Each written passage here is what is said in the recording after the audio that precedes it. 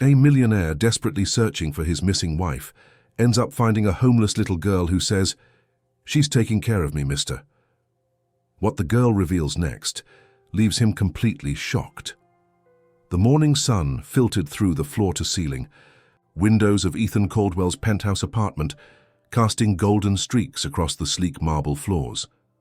A fresh breeze carried the scent of jasmine from the small garden Amanda tended religiously on the balcony. Ethan, dressed in his tailored navy suit, stood in front of the mirror adjusting his tie, while Amanda hummed softly in the background, folding a light jacket into her tote bag. It was an ordinary Wednesday in Los Angeles, or so it seemed. Amanda leaned in and kissed Ethan's cheek, her hand lingering on his shoulder a second longer than usual. "I'll be back in an hour. Just heading to the market and maybe stopping by the shelter to drop off those clothes." Ethan barely looked up from his phone. "Text me if you're going to be late.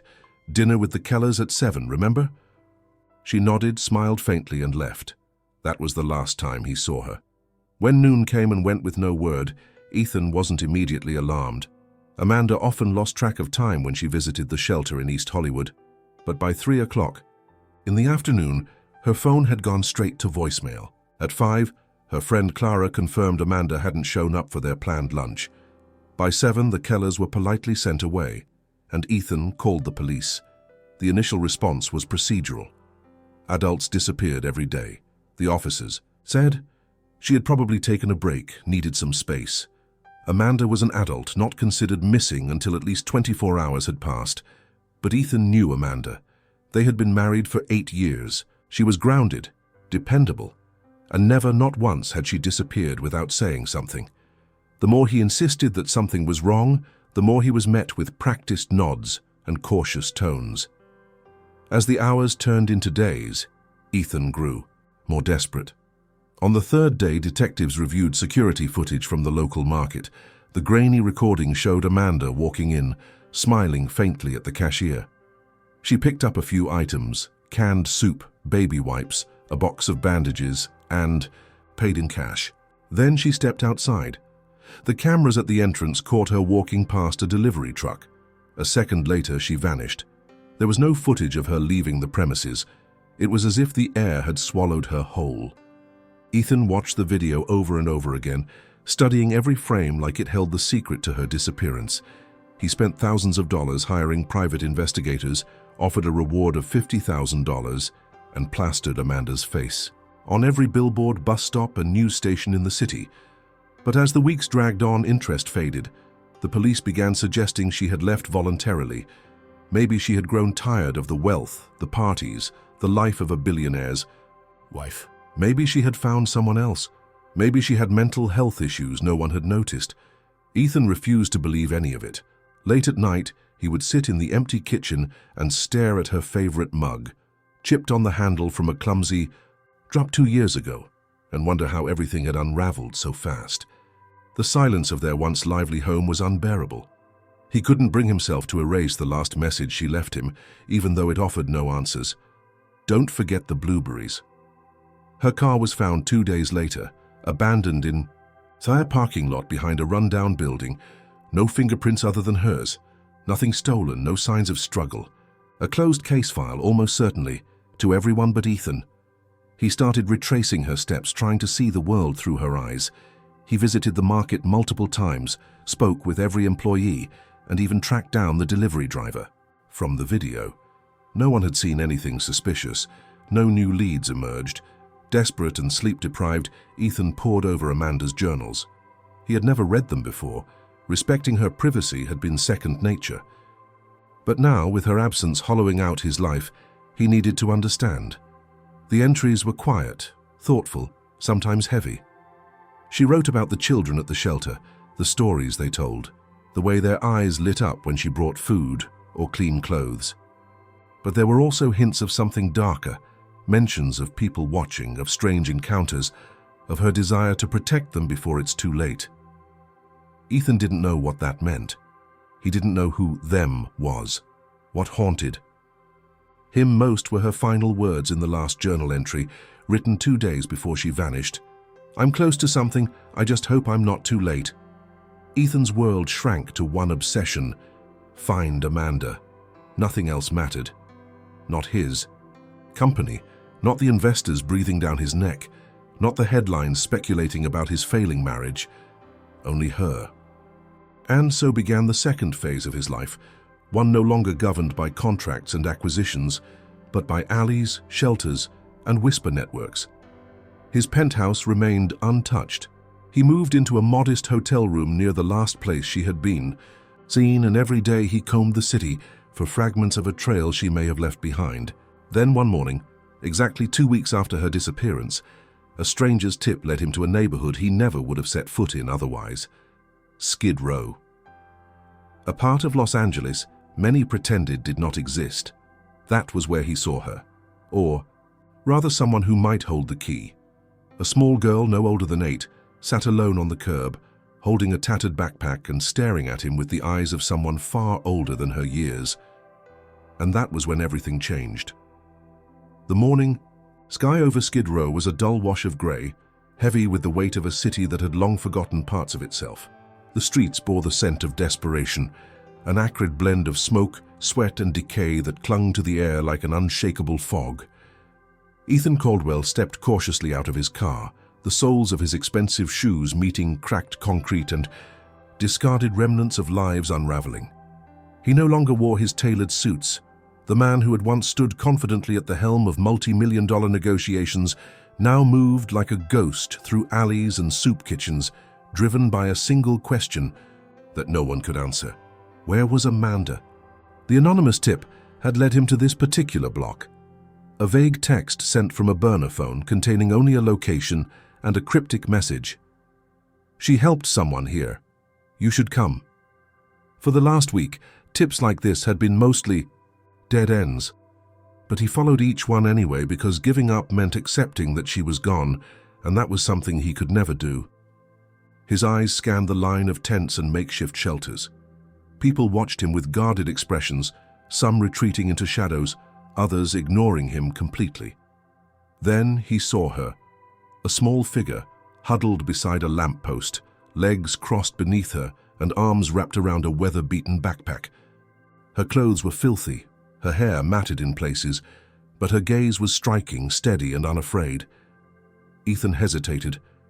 Something about her presence, her stillness amidst the chaos, drew him in. He approached slowly, crouching a few feet away. "Hey," he said softly, unsure of how to begin. "Are you all right? Do you need help?" The girl looked up, meeting his eyes without flinching. Her voice, when she spoke, was quiet, but sure. "You're Ethan, Amanda's husband." The word struck him like a physical blow. His breath caught in his throat, and for a moment he thought he had misheard. "What did you say?" "She talks about you," the girl replied, her small hands gripping the straps of her backpack. "You're the man from the picture. She said your name is Ethan Caldwell." He moved closer, heart pounding. "Do you know Amanda? Where is she?" The girl tilted her head slightly as if deciding whether to trust him. Then, without looking away, she said, "She's been taking care of me. She said I should stay right here in case you came looking. She left me yesterday morning to go find medicine. She promised she'd come back." Ethan sat down on the ground, ignoring the grime. He could barely speak. "She left you yesterday?" The girl nodded. "She said I was getting better, but I still had to be careful. She didn't want to leave me alone, but she had no choice." He stared at her, trying to understand the magnitude of what he was hearing. Amanda had been here, alive, close, just yesterday. "What's your name?" he asked finally. "Lily." "How old are you, Lily?" "I think I'm 8, maybe 9. Ethan's throat tightened. There was something surreal about the calm way she spoke, as if she had lived too much for her age, as if childhood had been stolen long ago. "Do you remember where she went to get medicine?" She didn't say, just that she'd be fast. She never came back. He looked around the street, wondering if anyone else had seen Amanda. But the people nearby avoided his gaze. He turned back to Lily. "Do you have anything of hers? Anything she left with you?" She hesitated, then unzipped the front pocket of her backpack. Inside was a wrinkled cloth bag, and from it she pulled a small, leather-bound notebook. "She wrote things in here, for me. so I'd know what to do if she didn't come back. Ethan took the notebook with trembling hands. It was unmistakably Amanda's handwriting. Neat, thoughtful, purposeful. Instructions filled the pages. How to find food, where to get clean water, who to trust and who to avoid. And on nearly every page, a simple phrase repeated, "You are loved. You are brave. Someone will come for you." A lump formed in his throat as he flipped through the pages. Amanda had been preparing Lily for the worst, for the possibility that she might not return. He looked up at the girl again, struggling to contain the mix of gratitude and sorrow crashing over him. "You don't have to stay out here anymore," he said gently. "You're coming with me. I'll keep you safe until we find her." Lily studied him for a moment before nodding. There was no excitement in her expression, only quiet acceptance, as if this were just another step in a long, difficult journey. Ethan led her to his car and drove to a modest hotel he had been using as his base. Once inside, he ordered food and let her shower, setting out clothes he had bought earlier in a desperate hope that they might be needed someday. Lily emerged from the bathroom wrapped in a towel, her small frame fragile beneath the weight of exhaustion. She ate silently, then curled up on the bed, clutching her backpack like a lifeline. Ethan sat nearby, flipping through the notebook again. One entry caught his eye. Amanda had drawn a simple map, just street names and a few arrows with a circle labeled Safe Place. No address, just initials, CDC. He stared at the letters, trying to decipher their meaning. The first thought was the Centers for Disease Control, but it didn't fit. Then a memory surfaced. Amanda once mentioned volunteering at a community center in South Los Angeles. Could CDC mean Community Development Center? The possibility reignited a flicker of hope. He would check it first thing in the morning.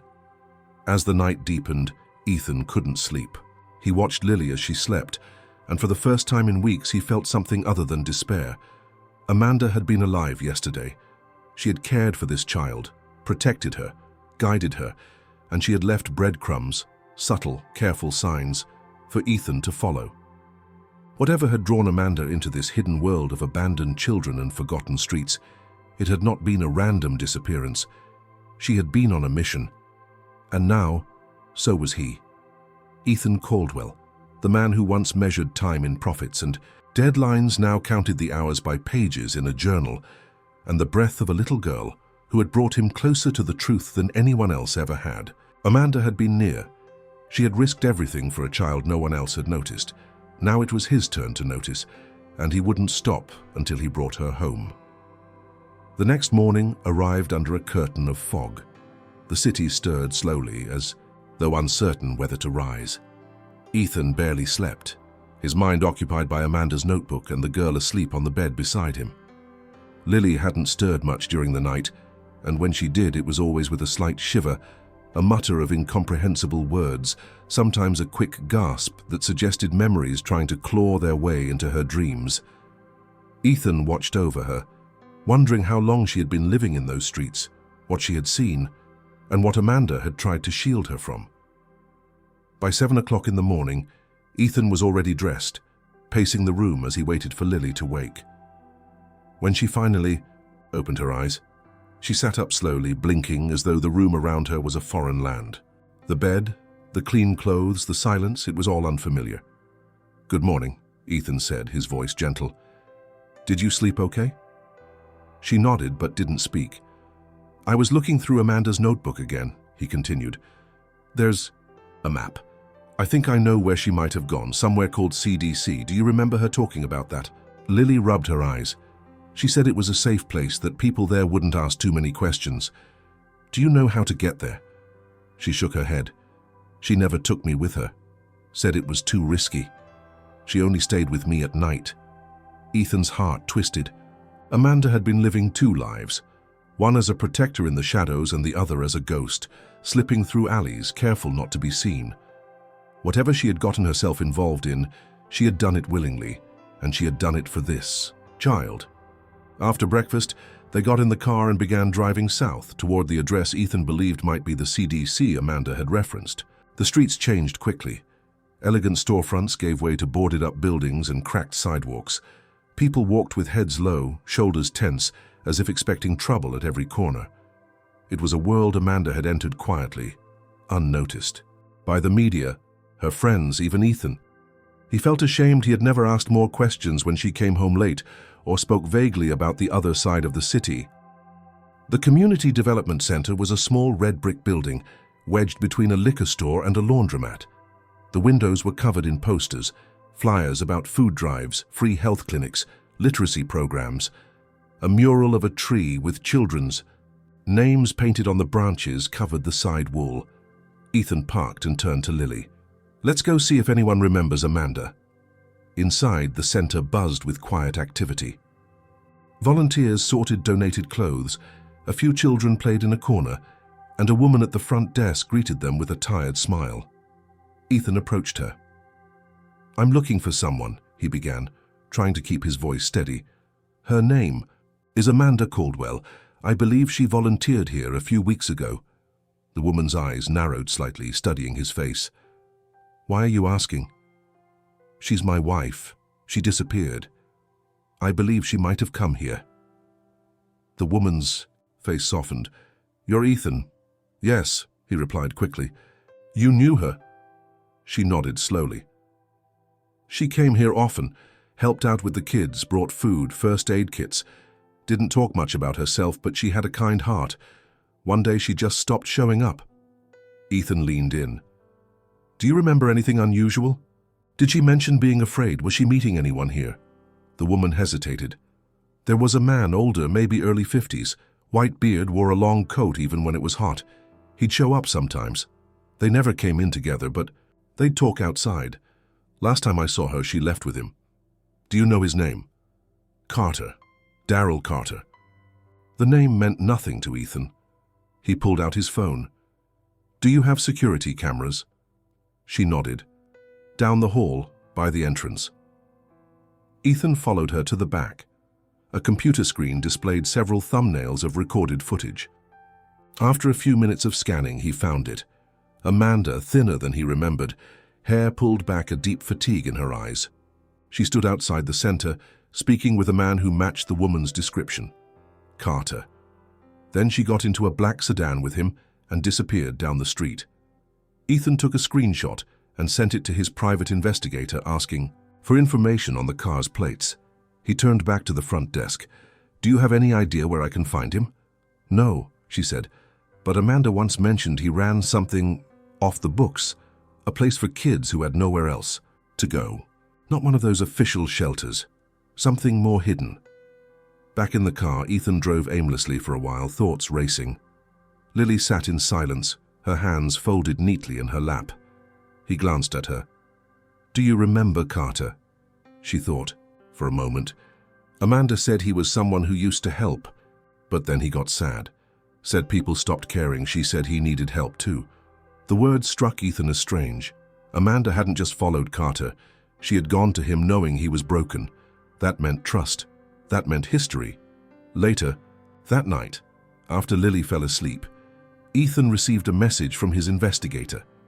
They had traced the car to an address on the outskirts of the city. It belonged to a Darryl Carter, former CEO of a major tech firm. After losing his family in a fire, he vanished from public life. No official residence, no social media, no employment records in the last 5 years. Ethan stared at the screen. This wasn't just a man Amanda had met in passing. This was someone she had sought out deliberately, someone with a past as damaged as the lives she tried to save.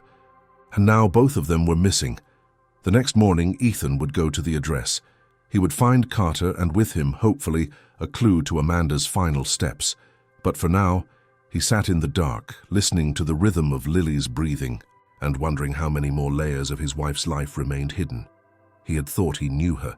He had thought their marriage, though not perfect, was anchored in mutual understanding. But as the pieces fell into place, Ethan realized that Amanda had built a secret world, one far removed from charity galas and luxury retreats. She had chosen to fight for those the world refused to see, and in doing so she had vanished not by accident, but by choice, at least in part. But what had made her stay away? What had she seen, or who had she threatened, that forced her into Silence. And what had she meant when she told Lily she'd return soon only to disappear once more? There were still too many questions. But now he had names, places, a path, and that was more than he'd had before. Ethan sat back, clutching Amanda's notebook, and whispered into the stillness, "I'm coming, Amanda. I'm not stopping until I find you." The morning after the discovery of Darryl Carter's name, Ethan stood in front of a rusted chain-link fence on the edge of the Boyle Heights district, staring at a dilapidated property hidden behind overgrown weeds and scattered debris. The address his investigator had provided pointed directly here, a long-abandoned auto garage that hadn't seen customers in years. The sliding metal doors were shut, padlocked, and the windows had been boarded up from the inside. There were no signs of life, no vehicles, no sounds, just the faint echo of traffic in the distance and the scent of motor oil and rust still clinging to the concrete like a ghost from the past. He tightened his coat and turned to Lily, who stood beside him with one hand gripping the hem of his sleeve. She had insisted on coming, saying she might recognize something. Her face was alert, eyes scanning the surroundings with a quiet intensity. That belied her age. The streets around them were lined with graffiti-covered walls, broken light posts and sagging power lines. It was not a place anyone came to by accident. Ethan rattled the padlock, but it held firm. They walked around the perimeter, and on the far side, partially hidden by a dumpster, was a narrow entrance once used for employee access. The door there was slightly ajar. He looked at Lily. "Stay behind me," he said. She nodded, and they slipped inside. The air was musty, filled with dust and mold. Sunlight leaked in through gaps in the boards, casting slivers of light across the concrete floor. Tools lay scattered in forgotten corners, and old tires were stacked like silent sentinels. Ethan stepped cautiously, his footsteps echoing. In the far corner of the space, something caught his eye. Blankets arranged into makeshift beds, empty food cans, and a plastic crate filled with first aid supplies. Someone had been living here. Lily pointed at a corner where a battered folding chair sat beside a small table. "That's hers," she whispered. Ethan crossed the space in 3 strides. On the table sat a half-empty bottle of water, a torn scarf he recognized as Amanda's, and a crumpled piece of paper. He unfolded it. The handwriting was hers. It read, "If they find this place, it's over. Stay quiet, stay small, protect the kids." He turned to Lily. "Were there others here with her?" She nodded slowly. "Not always, sometimes, but she never let them stay too long. Said it was too risky. This was a resting place, not a home." Ethan's heart sank. Amanda had been moving like a fugitive, shielding children, hiding from someone or something. Dangerous. Every choice she made had been strategic, every step taken to avoid being tracked. He searched the rest of the garage, finding more fragments of Amanda's presence. A bag of books for children, a lantern with dying batteries, a small wooden cross she had kept since college. He collected it all. There was no sign of Carter, no hint of where she had gone next. But these traces were enough to confirm she had been here, that she had lived and breathed in this space perhaps only days ago. Back at the hotel, Ethan laid out the items on the table while Lily sat cross-legged on the bed, watching him silently. He opened the books, hoping for notes or messages hidden inside. Most were children's stories, tales of resilience, courage, and hope. On the inside cover of one, he found a name scrawled in pencil, Mira, age 6. He paused. "Do you know Mira?" he asked Lily. "She was sick," Lily said softly. "Amanda said we had to keep her warm, give her clean water. She left with Carter 2 nights ago. Amanda said it was the only way." Ethan frowned. "The only way for what?" "To get medicine. Carter knew a doctor, but they couldn't take all of us. Amanda stayed with me." The pieces began to shift in his mind. Amanda had divided the group, sending Carter and some children away while she stayed behind. She was waiting. But for what? And why had she left again? That night, Ethan visited 3 homeless shelters Amanda had donated to in the past, hoping someone might remember her. At the second, a staff member recalled a woman fitting Amanda's description. She'd show up with supplies, talk to the kids, ask about the new arrivals, Never gave her real name, but she always brought food. Did she ever leave anything behind? A note, a message? The staff member thought for a moment. There was a donation envelope a few weeks back. No return address, but it was signed AC. She retrieved it from a drawer. Inside were $25 and a handwritten message, "Never forget the invisible, they're still here." Ethan drove back in silence, the city blurring past his window. Amanda had become a shadow, always moving, always giving. How long had she lived this way without him noticing? And what else had she seen that made her abandon the safety of their life? Lily broke the silence. Amanda said someone was watching. Her. A man in a white car. She told me to duck if I saw it. Ethan gripped the steering wheel tighter. Did you ever see it? Once. 2 days before she left me on the sidewalk. The pattern was becoming clearer. Amanda had become a target. Someone wanted to stop her, silence her. But why? Back at the hotel, Ethan reviewed every photograph, every scrap of writing Amanda had left. In one of the notebooks, tucked between 2 pages, was a folded receipt from a pharmacy in South Central. The date was 4 days ago. He rushed to the address the next morning. Inside the pharmacy, he approached the counter. "Did a woman named Amanda come in here recently?" The clerk shook his head. "We don't take names." He pulled out a photo of Amanda. "Did you see her?" The man hesitated, then nodded. "She bought antibiotics and a fever reducer. She looked tired, pale, paid in cash." "Did she say anything?" "She asked if the medicine was strong. It's enough for pneumonia. I told her it was all we had without a prescription. She left fast, kept looking over her shoulder." Ethan left the pharmacy with a knot in his stomach. Amanda had been treating sick children, possibly herself, and now she was gone again, vanished like smoke.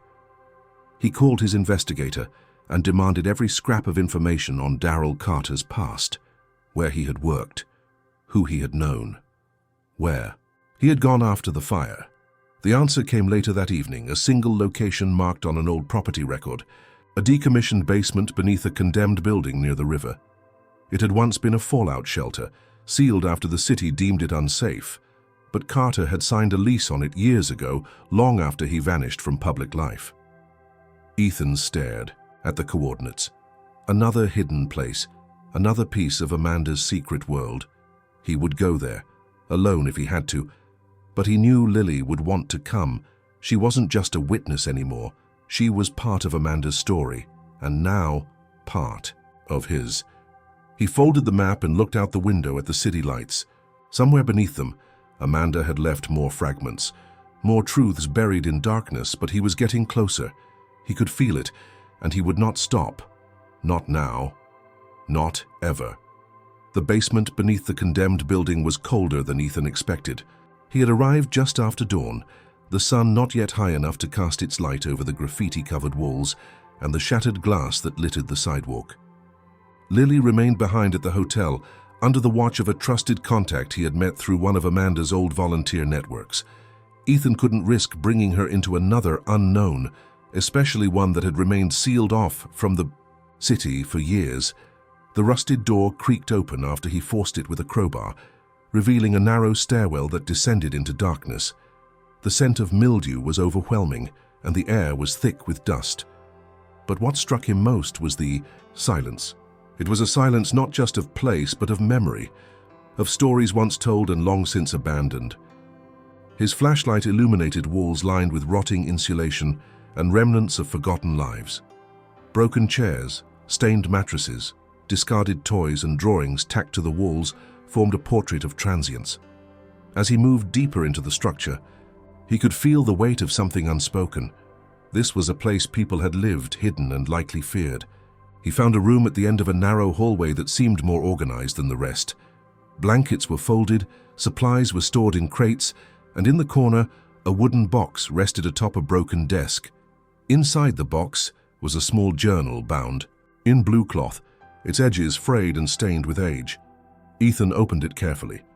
The first page bore Amanda's handwriting, neat and deliberate. "For Lily, in case I can't say goodbye." His breath caught. Every muscle in his body froze as he processed the reality of what he held. This was more than a notebook. This was a message, a lifeline from Amanda to the child she had protected, and now to him. He turned the pages slowly. Each one revealed entries Amanda had written to Lily. Some were instructional: how to stay warm at night, where to look for food, how to blend in. Others were more personal. She spoke of dreams she used to have, of places she wanted to show Lily one day, of stories from her childhood that mirrored the girl's own journey. But it wasn't just a survival manual. It was a record of love, of quiet courage, and of a woman who had reshaped her life in service of a single promise: to shield the forgotten. One passage stood out. It read, "You deserve someone who will fight for you, not because you're helpless, but because you've already fought more than most people ever will. If I don't come back, don't wait. Go with the man in the picture. He's your family now. He doesn't know it yet, but he'll fight too." Ethan's hands trembled. The man in the picture, she had shown Lily his photo. Amanda had always believed he would come, that he would find her. And now he was here, reading words written in the shadows, words never meant to be buried. Beneath the journal lay a smaller notebook, more worn, filled with Amanda's personal thoughts. This one wasn't for Lily. It was for herself. The entries were raw, often chaotic, as if written during stolen moments of clarity. She chronicled the decline of Darryl Carter, how she had found him living among the ruins of his past, surrounded by street kids he fed with stolen scraps and whispered stories. She described his guilt, how he saw in every orphaned face the children he had lost. Carter wasn't just running a shelter, he was trying to atone. One entry revealed something chilling. Amanda wrote about a group that had approached Carter months earlier, men who promised funding, supplies, and security for his hidden operation. But there had been a cost. The group had no interest in helping the children. They were collecting information, faces, habits. Amanda suspected they were part of a larger network exploiting homeless youth. When she tried to intervene, the warnings began. Notes left at the center, veiled threats, and then surveillance. Amanda had realized too late that they were being watched, and when she confronted Carter, he admitted he had taken their help out of desperation. Ethan closed the notebook, the weight of its revelations pressing on his chest. Amanda had walked into a world that didn't just ignore children, it hunted them. And she had stayed, even when she could have walked away because she believed someone had to. Her strength, her silence, and her careful steps had been a shield, not just for Lily, but for others too scared or too small to fight back. He searched the rest of the shelter and found more signs of Amanda's meticulous care. Rationed supplies, coded notes, a stash of maps marked with safe zones. She had built a system. She had organized chaos. And now it all pointed to one conclusion. Amanda hadn't disappeared. She had gone underground, chasing something far bigger than any of them realized. Ethan returned to the hotel just before noon. Lily was reading on the bed, one of the books Amanda had left behind. She looked up as he entered. "I found the journal," he said quietly. Her eyes lit up, but she didn't move. She said it was for me. Did she write anything about where she went? He sat beside her and handed her the book. She held it gently, as if it might vanish if handled too quickly. As she flipped through the pages, her face remained unreadable. Finally, she whispered, "She didn't run. She was protecting everyone." "Yes," Ethan said, "and now we protect her." They spent the rest of the day going through Amanda's notes together. Each map, each marked location, each cryptic message now felt like part of a puzzle that was slowly taking shape. One address came up repeatedly, an old church on the west side of the city. Ethan hadn't paid attention to it before, thinking it was just another drop point. But now, paired with a note that read "Final Delivery," it felt like a destination. Amanda had mentioned meeting someone there, someone who promised to take the last group of children to safety. That night, Ethan prepared for the visit. He studied the maps, memorized the paths Amanda had taken, and he thought of the words she had written in the journal, the ones meant for Lily, but now burned into his soul. He'll fight, too. He would. For Amanda. For Lily. For every child she had tried to save. And he would start with the church. The next morning unfolded with an eerie stillness. The hotel room was bathed in soft grey light as Ethan packed a small bag. Lily sat cross-legged on the bed, the journal Amanda had written still in her lap, her small fingers tracing the edges of the pages. She had not spoken much since the night before, but Ethan could see the change in her, the quiet strength that had replaced the fragile uncertainty of a few days ago. She had become more than a child lost in the shadows. She was now a keeper of Amanda's legacy, and her presence anchored Ethan in ways he hadn't anticipated. The address on the map Amanda had marked led to a modest neighborhood in South Los Angeles, a section of the city often ignored, left behind in favor of shinier facades. The destination? A small building nestled between a laundromat and a pawn shop.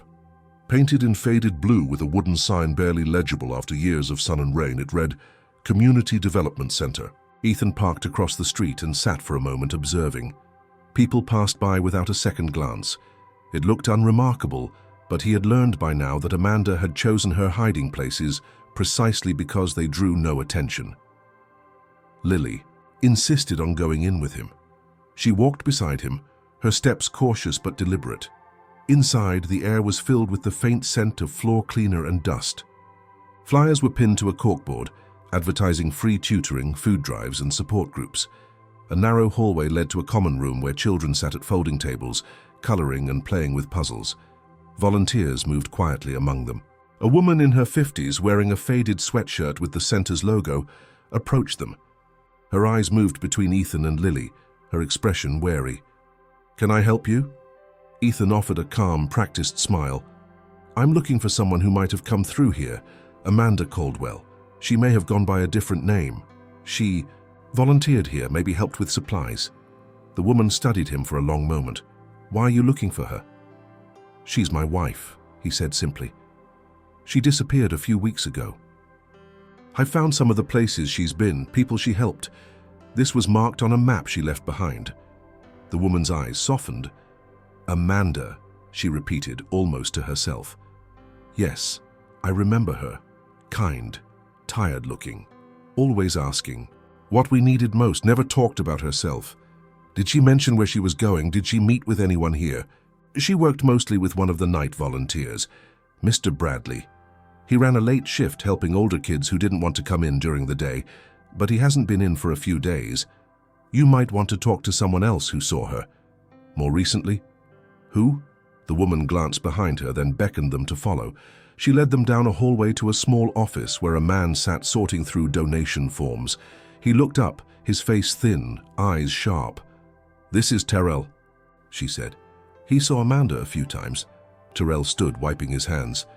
"You're the husband?" Ethan nodded. "Did you see her recently?" "Not for about a week. She came in with a man, said his name was Carter. They weren't here long. She asked for medical supplies, bandages, antibiotics. Seemed desperate. Said they were taking kids somewhere. Safer. I asked her if she needed help, but she said no.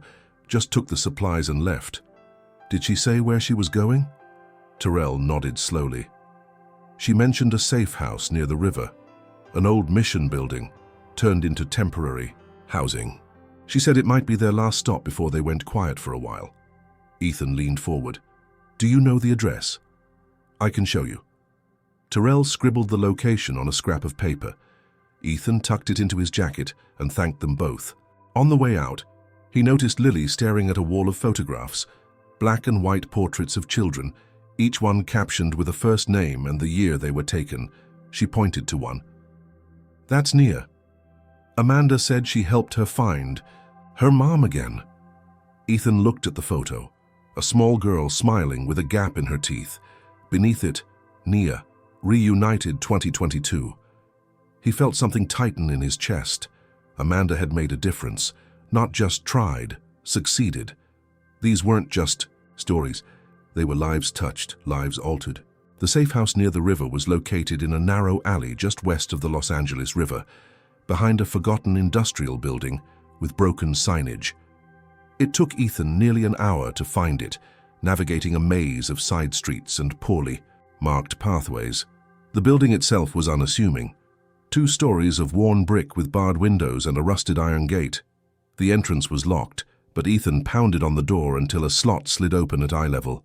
A man's voice called out, "Who is it?" "I'm looking for Amanda Caldwell," Ethan said.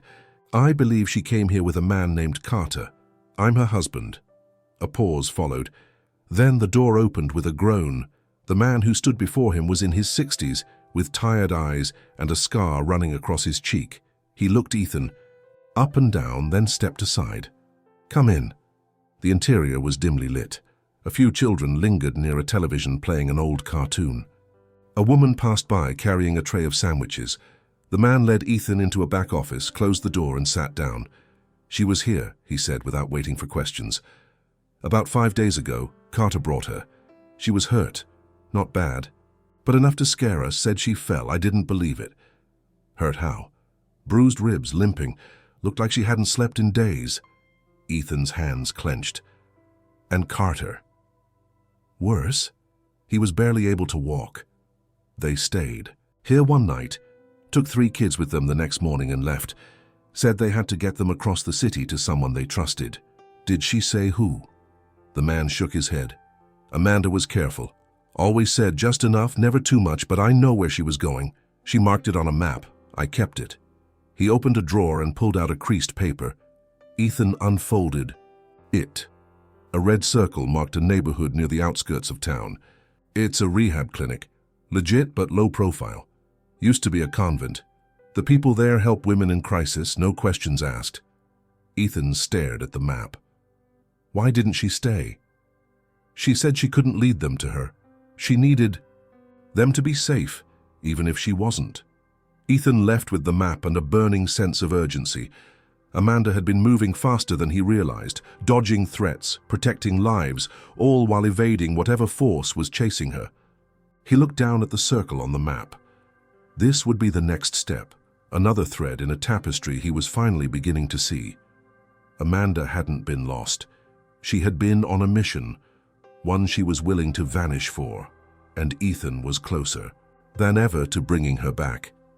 The sun was beginning to fall behind the Los Angeles skyline when Ethan arrived at the rehabilitation clinic marked on Amanda's map.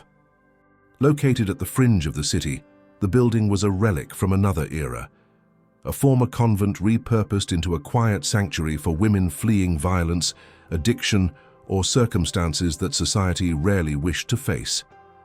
Its outer walls were thick, beige with age, but covered in blooming vines that added a softness to its stern architecture. The wrought iron gate creaked as Ethan pushed it open, and the hush of the courtyard welcomed him with an unsettling calm. He wasn't alone. A nurse saw him through the window and stepped out. She was in her late 40s, her hair tied back, her presence firm yet gentle. "Can I help you?" she asked, her tone cautious. "I'm looking for Amanda Caldwell," Ethan said. "She may have come here recently. She was helping a group of kids and was injured." The woman's expression shifted. "Come inside." She led him through the main corridor. The hall smelled of lavender and antiseptic. The walls were lined with framed photos of former residents, some smiling, others solemn. A few children played quietly in a corner room supervised by another staff member. It was a place designed to shield those inside from the noise and violence of the outside world. "She was here," the nurse confirmed as they entered a small office. "Came in 5 days ago. Limping, exhausted. She didn't stay long, just enough to rest and get treatment." "Was she alone?" "No," she said, sitting across from him. "There was a man with her. Older, white beard, slow to move. He looked worse than she did." "Carter," Ethan said. The nurse nodded. He didn't say much. "Let her do all the talking. She was fiercely protective. Wouldn't give names, barely trusted us, but she knew exactly what she needed. Supplies, rest, and a few hours of quiet." "Where did they go after?" "She left with Carter and 3 kids. Told us not to follow, not to report. She said she'd be back in a day or 2, but we haven't seen her since." Ethan leaned forward. "Do you know where they were heading?" "She didn't say, but we found this." The nurse pulled a folded sheet of paper from a drawer. It was a hand-drawn map, similar to the others Ethan had seen, but this one was more detailed. A location near the industrial edge of downtown had been marked with an X. Next to it, in Amanda's handwriting, "Final move, then silence." Ethan took the map and studied it.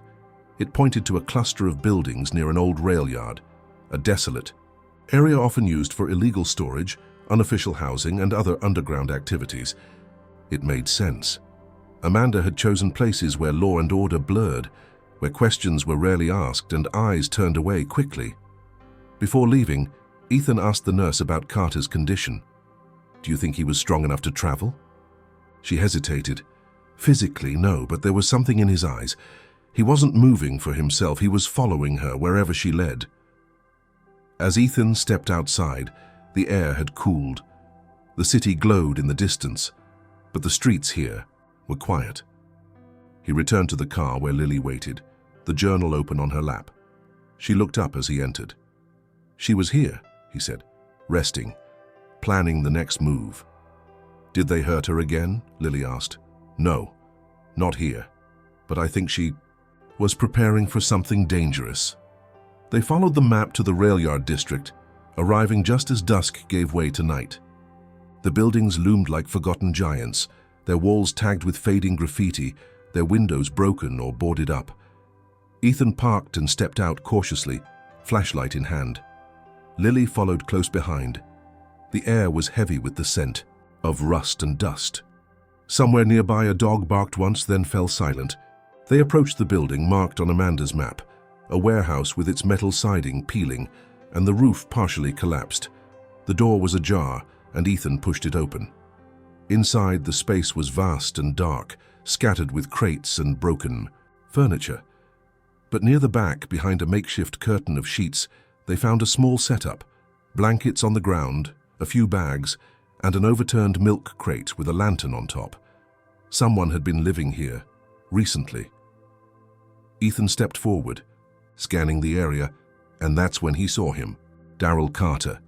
Slumped against the far wall, eyes closed, his beard longer and streaked with grey. His breathing was shallow but steady. He opened his eyes as Ethan approached. "You found us," Carter said, his voice raspy. Ethan knelt beside him.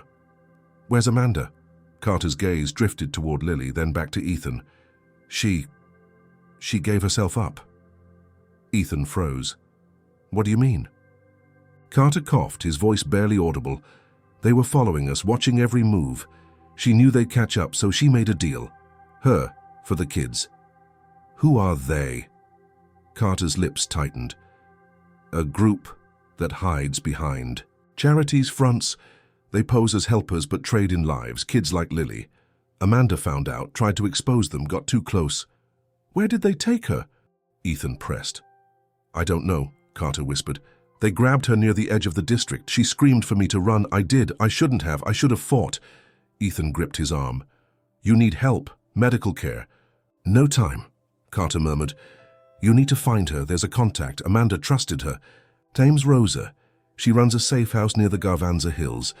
Ask her about the truck, the one Amanda saw the night before she disappeared." "Why does it matter?" "Because it wasn't just a kidnapping," Carter said, eyes closing again. "It was a message." Ethan sat in silence for a moment, the weight of Carter's words settling over him. Amanda had known what she was walking into. She had orchestrated everything, the maps, the hiding places, the escape routes, all for the sake of protecting children she'd known only for days, but loved with a depth most people never reached in a lifetime. Lily walked up to Carter and placed her small hand on his. "Thank you," she whispered. He nodded, his breath growing fainter. Ethan gathered their things and made a silent vow. Amanda had faced monsters in the dark, unflinching. Now it was his turn. Rosa would be the next step. And through her, he would find the truck. He would uncover the truth, and he would not stop until Amanda was free. The next morning broke with a hesitant dawn, the sky over Los Angeles draped in a pale, reluctant light. Ethan didn't wait for the city to wake. He drove northeast, past neighborhoods that blurred together into blocks of quiet desperation, where homes sagged from time and struggle, and where no one questioned what might be hidden behind closed doors. The address Carter had given him, the location of a woman named Rosa, was in Garvanza, a neighborhood folded between the faded beauty of historic architecture and the raw nerves of modern survival. The name had meant nothing to Ethan the night before, but now it felt like the only thread left to pull.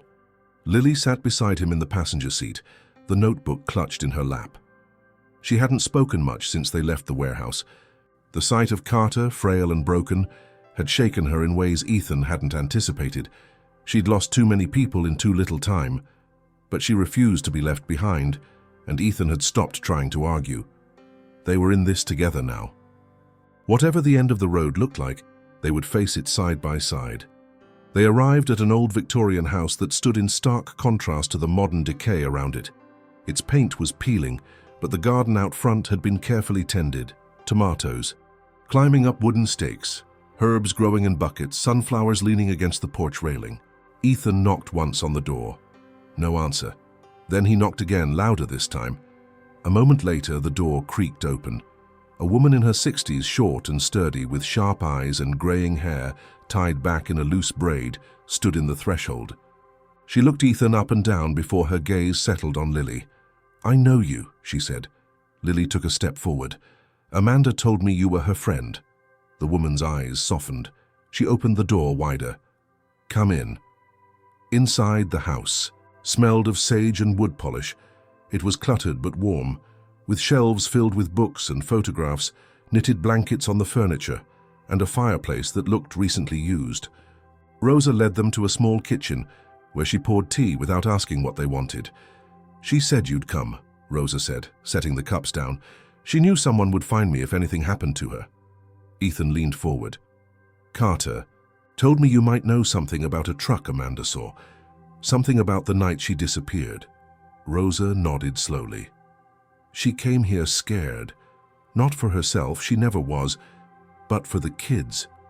Said they were being hunted. That's something. Had changed." She saw a black truck with tinted windows parked outside one of the drop points 3 nights in a row. No license plates, no logos. She followed it once. It led to an abandoned school on the east side. "Do you know which school?" "She marked it on a map. I still have it." Rosa stood and retrieved a small folder from a drawer. Inside was a series of sketches Amanda had made. Hand-drawn layouts, notes scribbled in the margins, lists of names. At the bottom was a map, and on it, a circle around an old elementary school that had been shut down for over a decade after a fire. Next to it, Amanda had written, "If they take me, this is where they'll keep the others." Ethan's blood ran cold. Rosa looked at him. She believed they were using the school as a hub, a place to store whatever they didn't want others to find. She said anything about how to get in? "Only one word," Rosa replied, "sublevel." Ethan took the map and stood. "I need to go there, now." "I'm coming too," Lily said, standing beside him. "No," Rosa interjected.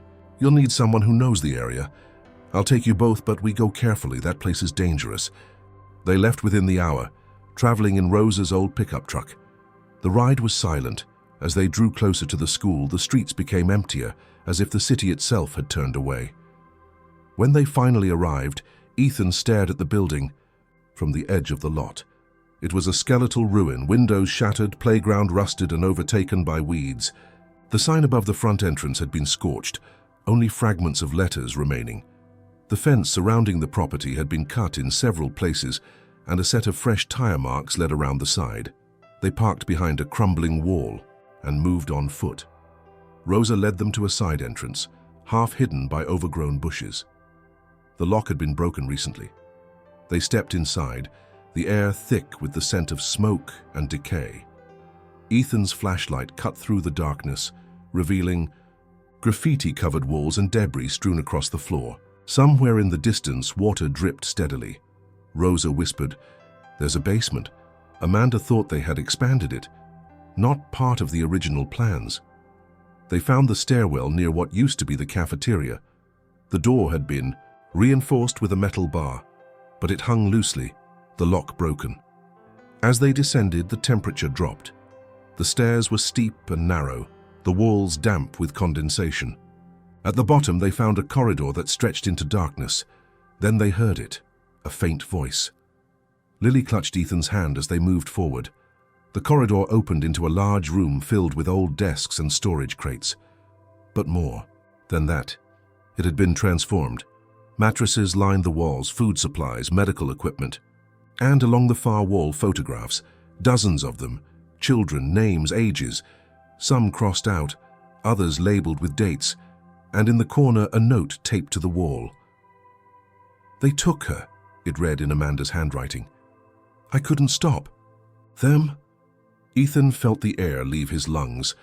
Rosa stepped forward, scanning the room, then picked up a bundle of documents from a crate. Shipping manifests, lists of names, routes, the evidence Amanda had been collecting. "She found it," Rosa whispered. "She found all of it." Suddenly, Lily gasped. She pointed to a mattress pushed into the corner. "This is where she slept," she said. There, under the mattress, Ethan found another notebook, Amanda's. The most recent entry was dated 2 days before she disappeared. "I heard the engine again. They're getting closer. If they find the shelter, it's over. I need to draw them away. I need them to take me, not the children." Ethan clenched the notebook. Amanda hadn't just been captured. She had sacrificed herself. She had offered herself up to protect the last group of kids, to preserve the network, to keep the truth alive long enough for someone to find it. He stood, his jaw set. They had evidence now. Names, locations, routes. He would take it to the authorities. He would burn the silence to the ground. But first he had to find her, alive. And nothing, no threat, no network, no darkness was going to stop him. The ride back from the abandoned school was silent. Ethan gripped the steering wheel tightly, his eyes locked on the road while his mind replayed every word Amanda had written in that final journal entry.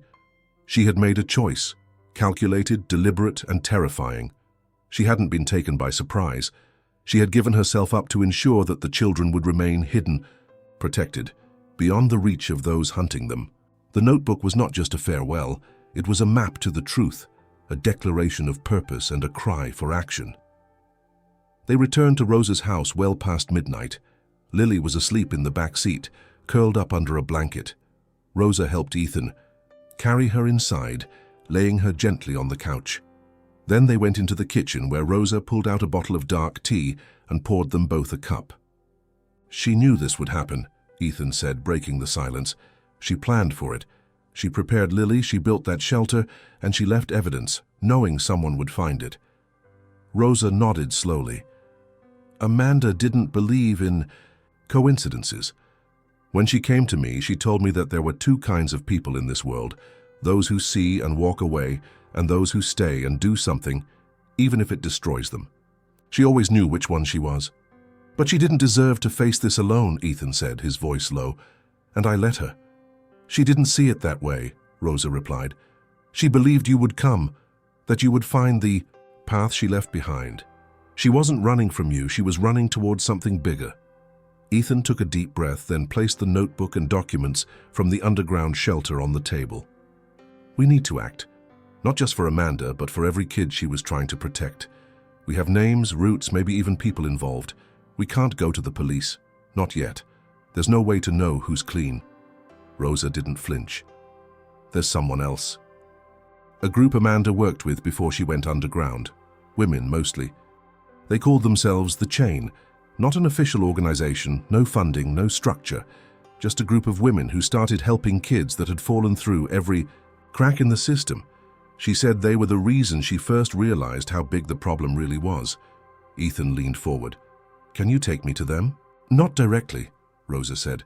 "They never meet in the same place twice, but I can put out a call." The next 2 days were a blur of cautious messages, cryptic phone calls, and waiting. During that time, Ethan and Rosa went through every document Amanda had left. They created duplicates, encrypted files, and stored copies across multiple drives and secure locations. Names began to form patterns, contacts at certain shelters, individuals linked to fake charities, even a few government employees who appeared repeatedly near key incidents. What Amanda had uncovered wasn't just a trafficking ring. It was an entire ecosystem feeding on the invisible and the forgotten. Finally, on the 3rd night, Rosa received a message. A meeting had been arranged. They drove to a rural farm outside the city limits, where rows of citrus trees stretched beneath the moonlight. In a barn at the back of the property, they found them. 5 women seated around a wooden table, each with a different kind of weariness in their eyes. These were not activists or lobbyists. They were warriors who fought without uniforms or recognition. Teachers, nurses, former foster kids turned advocates. Every one of them had lost something, and every one of them had decided never to look away again. The leader, a woman named Gabrielle, listened as Ethan laid out Amanda's discoveries. When he showed her the notebook and the manifests. She didn't react with surprise. She reacted with urgency. "This is bigger than anything we've seen," she said. "We knew there were players moving in and out of LA, but this proves it's a structured operation. Coordinated, protected, and Amanda found the nerve center." "Can you help me find her?" Ethan asked. Gabrielle nodded. "We can try, but if they've taken her out of the city, it'll be harder. We need someone inside." Another woman spoke up. Marisol, a former social worker turned underground organizer. "There's a transport hub they've used before, north of the border near Barstow. They move people through there before they vanish. If Amanda's being held or moved, someone there will know." Ethan didn't hesitate. "Tell me where to go." They gave him coordinates to an industrial complex outside Barstow, a place that once served as a trucking depot and now served darker purposes. But Gabriel stopped him before he left. "You can't go in alone. If you're recognized, she dies. You need to go as one of us." So they created a story. Ethan would pose as a benefactor with interest in assisting their efforts, a new face trying to buy entry into the network. It was dangerous, reckless, but the only way in was through deception. Rosa stayed behind with Lily, promising to keep her safe. Before Ethan left, Lily handed him the small notebook Amanda had given her, the one filled with messages of survival. "She believed you'd find her," Lily whispered. "So do I." The drive to Barstow was long, the desert stretching out in endless silence. The complex sat on the outskirts of the city, partially hidden behind hills and fences. Ethan arrived at night, wearing clothes Gabrielle had provided, his appearance scrubbed of any identifiers. He was met at the gate by a man with dead eyes and a voice like gravel. "You're late," the man growled. "We don't like surprises." "I'm not here to surprise anyone," Ethan said smoothly. "I'm here to invest." That was enough to get him through the first checkpoint. Inside, the facility was worse than he expected. Rows of trailers, makeshift offices and shipping containers repurposed as holding units. Children's clothes hung from wire racks, and crates labeled medical equipment held nothing but chains and blankets. Ethan kept his face neutral as they led him through, his stomach turning with every step. He was taken to a trailer at the far end, where a woman with cold eyes waited behind a desk. She studied him in silence before speaking. "We don't usually accept new players without a background check." "I come with recommendations," Ethan replied, handing her a folder Gabriel had prepared. She flipped through it. "This name you're using. Collins?" "Yes." "Well, Mr. Collins," she said, closing the folder, "we may have something for you soon, a new acquisition. She's caused some trouble, though, real stubborn. Been trying to send messages. Out. We shut that down." Ethan's blood froze. "Where is she?" he asked too quickly. The woman's eyes narrowed. "Why do you care?" He smiled. "Because I like breaking the stubborn ones." The woman laughed. "You might get your chance." Then she leaned forward. "She's in the last container. Hasn't spoken in 2 days, but she's still alive for now." Ethan's heart pounded, but he showed nothing. He nodded, stood, and walked out. Amanda was here, alive, but not for long. And now, Ethan would burn the place down if he had to. Ethan paced the narrow confines of the trailer, every second stretching like an eternity. The revelation that Amanda was inside the compound, still alive, electrified every nerve in his body, but it also filled him with dread. The woman who had interrogated him, a gatekeeper of this wretched facility, had unknowingly confirmed Amanda's presence, yet her tone had made it clear Amanda's life was hanging by a thread. Time was not a luxury. One wrong move, one slip, and Amanda could vanish again, this time for good. He had to be precise, calculated, ruthless, if necessary. The container where Amanda was supposedly being held was located at the back edge of the property, behind a row of power generators and fencing topped with barbed wire. Surveillance cameras watched every angle, and a guard tower overlooked the entire yard. Security was subtle but effective. Uniformed men carried no insignias, spoke in clipped codes, and moved with the confidence of men who had done this for years without consequence. Ethan returned to the assigned guest quarters under the guise of resting before inspection of the goods, as they had phrased it. Inside the sparse room, he opened a secure line using the encrypted satellite phone Gabrielle had given him. The connection was weak, but after several tries, he got through. "They have her," he whispered. "Last container, western edge of the site, alive but in danger. I need an extraction plan. Fast." Gabrielle's voice came through with urgency. "We've mobilized. Law enforcement won't move yet. They don't have the political cover, but we do. You'll have a window, 1 hour, maybe 2. We'll breach the north side as a decoy. You get her and anyone else out." Ethan swallowed hard. "How many children are here?" "We don't know. Could be a dozen, could be 50. You won't save them all tonight, but you'll open the door." He ended the call, mind racing. Back outside, the yard buzzed with nighttime routines, shifts changing, supplies being moved, guards rotating. Ethan waited until the perimeter quieted, then slipped out of his room under the guise of inspecting the trailers. His false identity still held weight, and no one stopped him as he made his way across the lot. The last container was isolated, its door sealed with a keypad lock. He scanned the shadows, approached slowly, and listened. There was movement inside. He knocked once. No reply. Then a faint rustle. He keyed in the override code Gabrielle had, acquired from a previous infiltration, 7 digits stolen from an intercepted memo, and the lock clicked. He opened the door just wide enough to slip inside, and then closed it behind him. It was pitch black. The air was stifling, thick with heat and the smell of fear and sweat. He turned on a small flashlight and swept the beam slowly until it landed on a figure curled in the corner. Amanda. Her face was pale, bruised, her lips cracked, but her eyes opened at the light, and when they met his, something in her broke. She pushed herself up, disoriented. "Ethan?" she whispered, as if she didn't trust her own senses. "I'm here," he said, dropping to his knees and pulling her into his arms. "I've got you, we're getting out." She gripped his shirt weakly.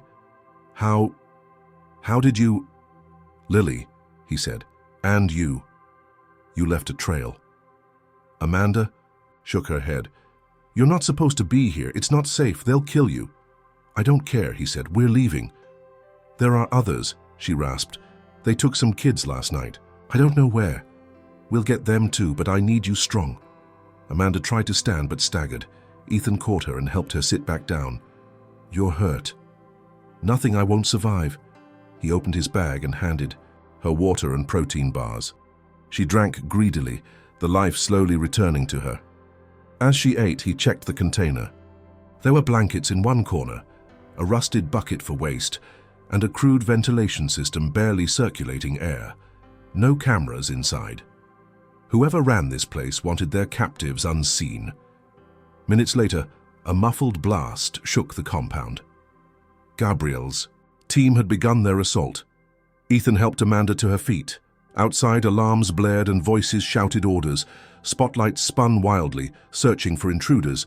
He pulled Amanda into the shadows and moved swiftly, hugging the perimeter. In the chaos, there were just 2 more figures in the dark. As they reached the second trailer, Amanda tugged his arm. "Wait, the kids, I know where they are. Follow me." Despite her condition, she led him around the far corner to a smaller unit. The door was padlocked. Ethan pulled a bolt cutter from his bag and snapped it open. Inside were 7 children, some asleep, others frozen in fear. Amanda whispered softly, assuring them, coaxing them to follow. Ethan handed each child a small flashlight from his pack and whispered instructions. "Stay close, no noise. When we say run, you run." They snaked through the darkness, Amanda guiding one hand, Ethan the other. They reached a gap in the perimeter fence where Gabrielle's team had cut through. A black van waited on the other side, the driver waving them in. One by one, the children climbed in. Amanda followed last, collapsing into Ethan's arms as they sped off into the night, sirens wailing behind them. Back in the safe house 2 hours later, Amanda sat wrapped in blankets, a cup of tea in her trembling hands. The children were fed and checked by nurses. Rosa arrived with Lily, who ran to Amanda and buried herself in her arms. The moment was silent, raw, beautiful. Ethan sat beside them, his hand clasping Amanda's. "You saved them," he said. She looked at him, tears in her eyes. "Not alone." "You were never alone," he replied. "Not again." Outside, the first hints of dawn broke the horizon. Inside, a family was whole again, but the fight had only just begun. The sunrise filtered through the windows of the safe house, casting long golden streaks across the floor. Outside, the city remained unaware of the events that had unfolded. Hours earlier, a covert rescue, a shattered trafficking operation, and the quiet return of a woman thought lost. Inside, Ethan sat by Amanda's side, watching her sleep for the first time in peace. Her breathing was shallow but steady, her body recovering from weeks of starvation, injury, and confinement. Her hand never let go of Lily's even in sleep, and the girl too curled beside her like a shadow reclaiming its light. The children rescued from the compound had been processed quietly by the women of the chain. No press, no questions. Each one received care, nourishment, and most importantly, anonymity. They were now under the watch of guardians who had dedicated their lives to fighting the very shadows Amanda had entered. And yet, despite the relief, Ethan knew this wasn't over. Amanda's decision to enter that world had stirred a hornet's nest, and they had only disrupted one node of a much larger web. As Amanda awoke, her eyes slowly adjusting to the soft light, Ethan leaned in. "You're safe," he whispered. She blinked a few times, then gave the faintest nod. "I'm sorry," she said, voice still raspy, "for leaving, for everything." Ethan shook his head. "You don't owe me apologies. You saved lives. You did what no one else dared." Tears welled in her eyes. "But I almost lost you. I almost lost Lily." "She never lost faith in you," Ethan replied. "None of us did." Later that morning, Gabrielle arrived with a thick folder in hand. She spread it across the table and began to outline their next steps. Inside were detailed reports, financial trails, names of shell companies, and photos of individuals tied to the network Amanda had exposed. But there was more. Hidden among the files were communication logs, intercepted messages, and a chain of transactions that pointed to something larger. "This wasn't just about trafficking," Gabrielle said. "It's a business, a system, protected by people in powerful places, politicians, law enforcement, corporations that donate to causes. They secretly undermine." Amanda sat up straighter. "We have to take it public." Gabrielle hesitated. "That would mean putting your face on this, your name, your history. They'll come after you." Ethan met Amanda's gaze. "We'll face them together." Gabrielle nodded. "Then we start with the press, not the mainstream channels. We go to independent journalists, people who can't be bought. Once the story's out, they can't bury it." That afternoon, Amanda recorded a testimony. It was raw, unedited, and hauntingly real. She spoke not only about her captivity, but about the children she had met, the women who had helped her, and the machines she had uncovered beneath the polished surface of charitable organizations. She named names, ones she had feared to speak before. She showed the files. She spoke with the resolve of someone who no longer feared for herself, but feared the silence. The video was sent anonymously to 3 journalists known for exposing corruption. Within hours, one replied, then 2. By nightfall, Amanda's story had become the seed of a storm. Meanwhile, Rosa made contact with allies in law enforcement, those known to operate outside the politics of the city. They agreed to provide limited protection and to begin investigations based on the evidence Amanda had provided, though they cautioned against underestimating the reach of the network. The following day, As Amanda rested and Lily played nearby with some of the other rescued children, Ethan stepped outside to clear his mind. He stood under the shade of a large oak tree. In the safe house garden, watching the breeze ripple through its leaves, his phone buzzed. It was from Lily's old flip phone, the one Amanda had left with her. He answered, expecting perhaps a call from one of the volunteers, but what came through was a faint, crackling voice. "She's still alive," it whispered. Ethan's blood froze. "Who is this?" "She saved my sister. She told me where to hide. I saw her taken, but I followed. I didn't know who to call. I found this phone. Where are you?" "I don't know," the voice said. "It's a place with fences, dogs, cameras, not like the last place. Worse." Ethan switched on the call trace app Gabrielle had installed. It pinged the signal, pulling coordinates from the old device. It was a rural area near the border of Nevada, nowhere near the Barstow compound they had just escaped. Whoever had made this call had information about a second location. After the call ended, Ethan ran inside. Gabrielle was already at the table, reviewing incoming messages. He handed her the phone, explained the call, and showed her the coordinates. "We missed something," she said. "The children Amanda helped move, the ones she said Carter took, maybe they were split between sites. We thought Barstow was the hub, but this might be the route. Can we get there?" Ethan asked. "We can, but this time we're going in with help." Rosa entered the room as they spoke. "I've contacted 2 allies, former military, quiet, efficient. They'll meet us at the location." Amanda struggled to her feet. "Then I'm coming too." "No," Ethan said immediately. "You just got out. You need time to heal." Amanda stepped forward, weak but resolute. "If you go without me, you'll never find the hidden entries. I marked them. I remember them.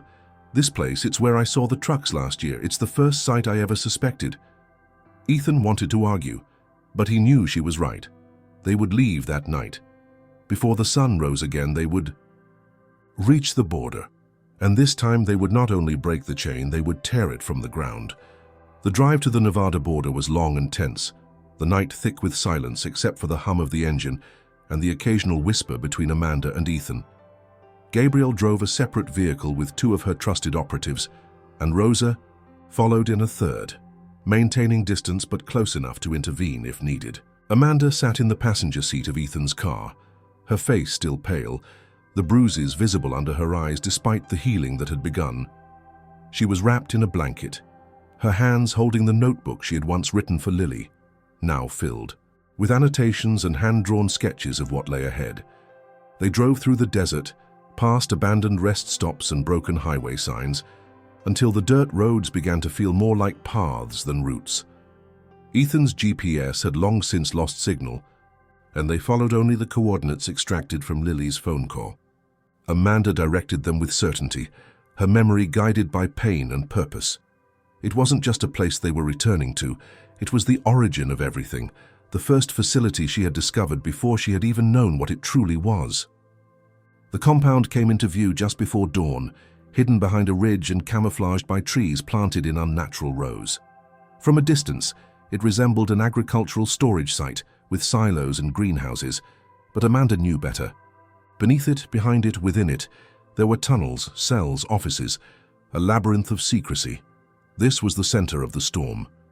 They parked in silence, the 3 vehicles staggered behind an outcrop of rocks. Gabrielle's operatives were already suiting up, light armor, night vision goggles, and suppressed weapons. They were not an army, but they were efficient, focused. This wasn't a raid sanctioned by law.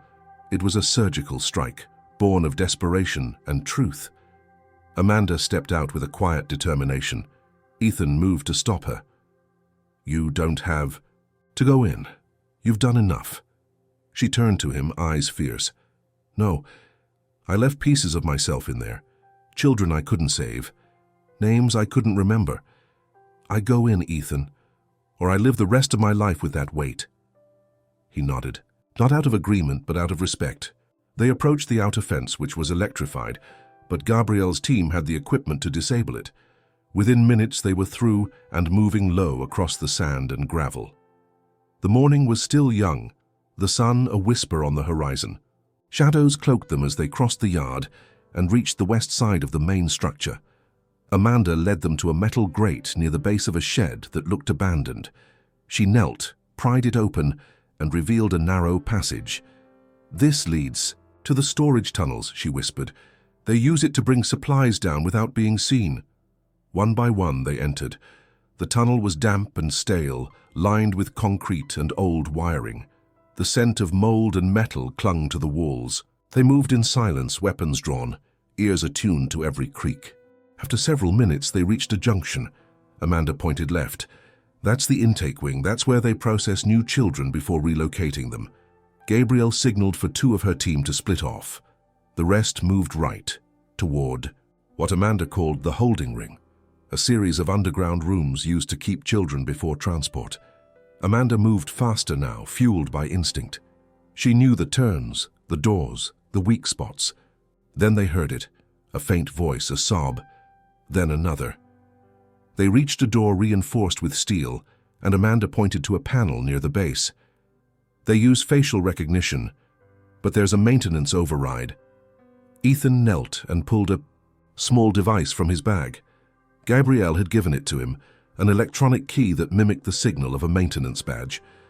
He pressed it to the panel. The light blinked. Then the door opened. Inside were at least 10 children, ranging in age from toddlers to teenagers. Some looked malnourished, others simply dazed. One girl looked up, recognized Amanda, and burst into tears. "You came back," she cried. Amanda dropped to her knees, arms open.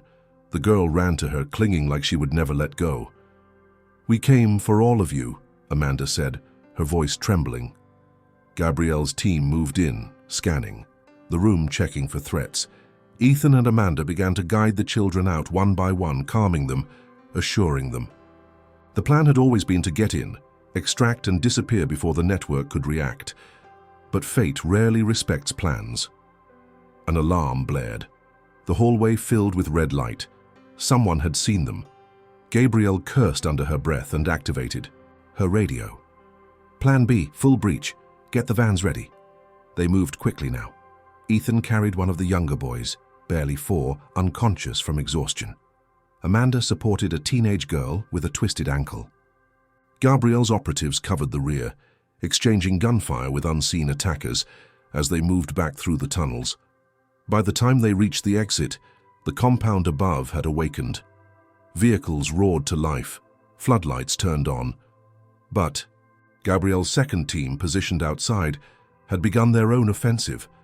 Explosives set at key power nodes blew in sequence, plunging half the facility into darkness. In the chaos, Ethan and Amanda reached the vans, the children climbing, in as fast as they could. Gabrielle climbed into the last vehicle, her arm bleeding but her expression grim with victory. They drove in silence, fast and hard across the dirt roads, not stopping until they were miles from the site. Only then did Amanda allow herself to breathe. Only then did she look around at the faces of the children she had once thought lost. Tears welled in her eyes. She turned to Ethan, voice cracking. "We did it, we brought them back." He took her hand. "No, Amanda, you did. You never stopped." In the days that followed, the story broke wide open. The journalists who had received Amanda's files began publishing exposés. Detailed, undeniable, horrifying. The footage from Barstow, the documents from the Nevada compound, the testimony of the rescued children. The world watched. And for the first time in years it listened. Arrests were made, offices raided, non-profits shut down. The chain was breaking, slowly but unmistakably. And at the center of it all was Amanda Caldwell, no longer the wife of a real estate mogul, no longer a missing person, but a woman who had faced hell and dragged the truth back into the light. She stood before cameras, not for fame but for justice, and beside her always stood Ethan and Lily, the family that had found each other through the darkest of paths. But it wasn't over. Amanda knew that even in victory there were more children, more shadows, and she wasn't done fighting. 6 months had passed since the night Ethan, Amanda, and the team led by Gabrielle had stormed the compound near the Nevada border. The world had changed in the wake of their actions, or at least part of it had. What began as a covert rescue mission had evolved into a national reckoning, a moment that forced the country to confront what had long hidden beneath the surface of institutions designed to help, protect, and heal. But amid the exposure and accountability, something else had taken root, something quiet and deeply human, the beginning of something new. Amanda stood on the steps of the converted warehouse that now served as the headquarters of the Lily Foundation, named not just for the girl who had changed the course of her life, but for the flower that symbolized rebirth and purity. The building, once a shipping center, had been transformed into a safe haven. Its walls were painted in soft tones, its windows large and open, allowing sunlight to stream in through every corridor. Inside, children played, learned, and healed. Women found work, shelter, and dignity, and survivors of trafficking, abandonment, abuse found voice and purpose. Ethan stepped outside and joined her. He held a mug of coffee in one hand and a newspaper in the other. The headline read, "Justice Department opens special task force following Caldwell case." Below it, Amanda's image, no longer the frightened, hunted woman of months past, but a figure of resilience. "You made the front page again," he said, handing her the paper. Amanda smiled faintly, then looked out at the courtyard where Lily was helping younger children plant flowers in the garden beds. "I didn't do it alone." "No," Ethan replied, "but it wouldn't have happened without you." The work had not been easy. In the months following the media storm, Amanda and Ethan had faced both praise and backlash. There were lawsuits, investigations, threats. Those exposed by the Caldwell documents had tried to discredit the evidence, attack Amanda's credibility, and label the operation a publicity stunt. But truth, once released, was hard to cage again, and with each testimony, each rescued child who spoke, each family reunited, the lie fell apart piece by piece. The Lily Foundation quickly became more than a symbol. It became a movement. With funding from anonymous donors, support from grassroots organizations, and the quiet protection of Gabrielle's network, they expanded their reach. Not as a political body or a charitable enterprise, but as a coalition of real people doing tangible work, building bridges where the system had burned them. Amanda had stepped into the public eye not because she wanted to, but because she understood the cost of silence. She gave interviews not for fame, but to push reform. She sat before Senate subcommittees, not as a victim, but as a strategist. And when asked what kept her going, she gave the same answer every time: Lily. The girl who once lived on a sidewalk with a torn backpack and a notebook full of instructions was now thriving. She attended school, took art classes, and slept. Through the night without nightmares. Ethan and Amanda had filed for adoption weeks after the rescue. It wasn't just a legal formality. It was the recognition of a truth they had all come to accept. They were a family now, forged not by blood, but by choice, sacrifice, and the unrelenting pursuit of hope. On weekends, Ethan gave talks to business leaders about ethical philanthropy, challenging them to look beyond tax deductions and glossy brochures. He had stepped down from his company, redirecting his wealth into initiatives that built shelters, funded legal aid for survivors, and dismantled the bureaucratic barriers that too often hindered real help. But the most profound transformation remained within their own home. The penthouse in Los Angeles had been sold. In its place, a modest house near the foundation had become their new sanctuary.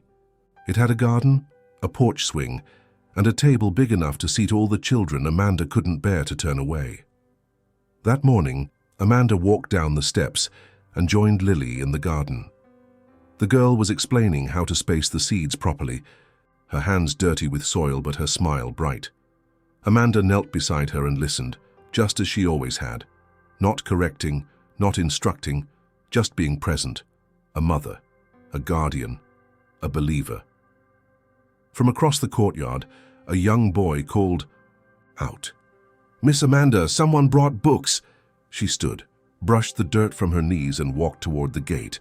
So a volunteer was there with a box full of donated items. Amanda thanked her and helped carry the load inside. The boy followed, eager to see what stories awaited.